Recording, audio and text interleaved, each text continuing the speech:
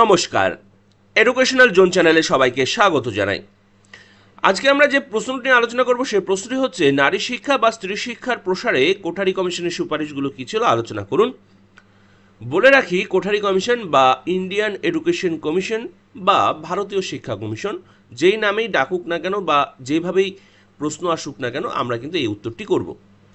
আমরা এই ভিডিওতে নারী শিক্ষা বা স্ত্রী শিক্ষার প্রসারে শুধুমাত্র যে সুপারিশগুলো করেছিল সেগুলোর আলোচনা করব। বাদবাকি শিক্ষাক্ষেত্রে যে সুপারিশগুলো কোঠারি কমিশন বা ভারতীয় শিক্ষা কমিশন করেছিল, আমরা অন্যান্য ভিডিওতে সেগুলো তৈরি করে ফেলেছি, আমাদের প্লে লিস্টে সেগুলো পেয়ে যাবেন। তাহলে চলুন শুরু করছি। নারী শিক্ষা বা স্ত্রী শিক্ষার প্রসারে কোঠারি কমিশন বা ভারতীয় শিক্ষা কমিশন বা ইন্ডিয়ান এডুকেশন কমিশন কী কী সুপারিশগুলো করেছিল সেগুলো জেনে নিই। ভিডিওর শুরুতে আপনাদের কাছে একান্ত অনুরোধ, আমাদের ভিডিওটি অবশ্যই লাইক করবেন, শেয়ার করবেন, চ্যানেলটিকে সাবস্ক্রাইব করবেন। তাহলে চলুন শুরু করছি। ভারতবর্ষের প্রত্যেক রাজ্যে ব্যাপকভাবে স্ত্রী শিক্ষার প্রসারের জন্য কোঠারি কমিশন নিম্নোক্ত সুপারিশগুলো করেছিল। কি কি করতে হবে, কি করলে আমাদের সারা ভারতবর্ষে নারী শিক্ষার প্রসার ঘটবে? 1 নাম্বার, আগামী কয়েক বছর মেয়েদের শিক্ষার উপর গুরুত্ব দিয়ে স্ত্রী ও পুরুষদের শিক্ষার পার্থক্য কমাতে হবে। 2 নাম্বার, কেন্দ্র ও রাজ্য মিলে স্ত্রী শিক্ষার প্রসারে বিশেষ সংস্থা স্থাপন করতে হবে। শুধুমাত্র স্ত্রী শিক্ষা কীভাবে প্রসার করা যায় বা স্ত্রী শিক্ষার প্রসারের জন্য যাবতীয় কাজকর্ম করবে এই সংস্থা। 3 নাম্বার, বিভিন্ন পরিকল্পনা এবং তার গুরুত্ব অনুসারে আর্থিক সাহায্য দান করা। খালি পরিকল্পনা করলেই নয়, সেগুলো বাস্তবায়িত করার জন্য প্রচুর অর্থের প্রয়োজন। সেই অর্থ কোথা থেকে আসবে, কিভাবে খরচ করব, তাও কিন্তু এই সংস্থা করবে এবং সংস্থা পরিকল্পনা করবে এবং গুরুত্ব অনুসারে দেখবে কোন খাতে কত টাকা খরচা করলে নারী শিক্ষার প্রসার ঘটছে।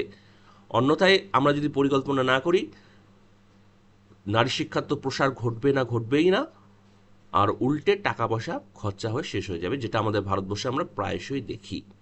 4 নাম্বার, মেয়েরা যাতে বাইরে চাকরি পায় তার ব্যবস্থা গ্রহণ করতে হবে। শুধু মেয়েরা বাইরে চাকরি পেলেই হলো না, তাদের যাতায়াতের সুবিধা, থাকা খাওয়ার সুবিধা, এগুলো তো দেখতে হবে। কারণ মেয়েরা যদি তাদের সেফটি না পায়, তাহলে কিন্তু সে বাইরে গিয়ে চাকরি করতে চাবে না বা শিক্ষা গ্রহণ করতে চাবে না। 5 নাম্বার, উচ্চশিক্ষার ক্ষেত্রে নারী ও পুরুষের অনুপাত 1:4 এবং বিশেষ চাহিদার ক্ষেত্রে তা বৃদ্ধি করে 1:3 করতে হবে। 6 নাম্বার, মেয়েদের শিক্ষার উন্নতির জন্য বৃত্তি ও হোস্টেলের ব্যবস্থা করতে হবে। একটু আগে যেটা বলছিলাম, বাড়ির থেকে যদি স্কুল কলেজের দূরত্ব বেশি হয়, তাহলে কিন্তু মেয়েরা কিন্তু শিক্ষা গ্রহণ করবে না, তাদের সেফটি ইস্যু চলে আসবে। সেজন্য মেয়েদের শিক্ষার উন্নতির জন্য তাদের আর্থিক সাহায্য করতে হবে, সেজন্য বৃত্তি প্রদান করতে হবে এবং তাদের থাকা খাওয়ার যাতে অসুবিধা না হয়, বিশেষ করে শুধুমাত্র মেয়েদের জন্য মহিলা হোস্টেল বা মেয়েদের হোস্টেলের ব্যবস্থা করতে হবে।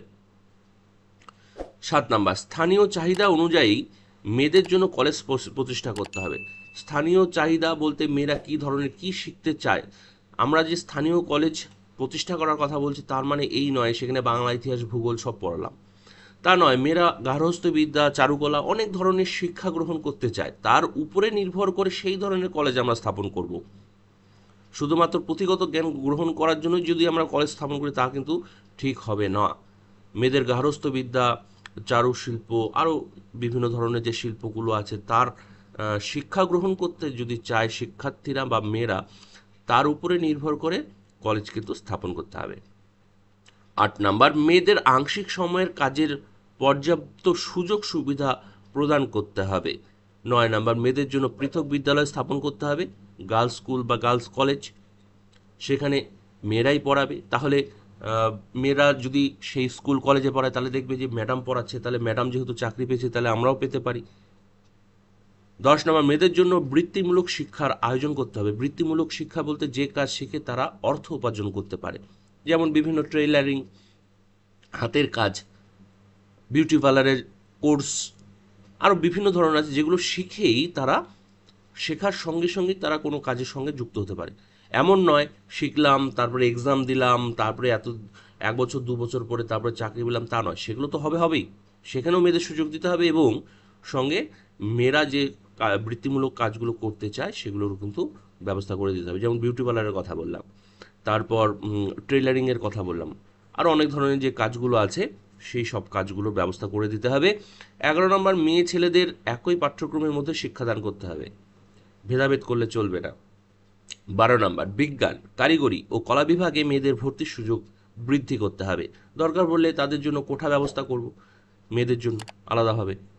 13 নম্বর, মেয়েদের জন্য গার্হস্থ্যবিদ্যা, নার্সিং শিক্ষা, সমাজসেবা ইত্যাদি বিষয়ে পড়াবার ব্যবস্থা উন্নত করতে হবে এবং পাঠ্যক্রম উন্নত করতে হবে, যেটা বলছিলাম একটু আগে, গার্হস্থ্যবিদ্যা, নার্সিং, সমাজসেবামূলক যে জিনিসগুলো আছে সেগুলোর পাঠ্যক্রমের মাধ্যমে শিক্ষার্থীদের মানে মেয়েদের শিক্ষা প্রদান করতে হবে।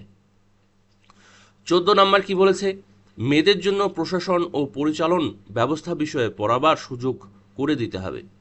15 নম্বর, মেয়েদের শিক্ষা সংক্রান্ত বিষয়ে গবেষণা করার জন্য বিশ্ববিদ্যালয়ে সুযোগ সৃষ্টি করতে হবে, যাতে মেয়েরা উচ্চশিক্ষায় শিক্ষিত হতে পারে, উচ্চশিক্ষা গ্রহণ করতে পারে, সেই দিকে বিশ্ববিদ্যালয় মেয়েদের সুযোগ করে দিতে হবে।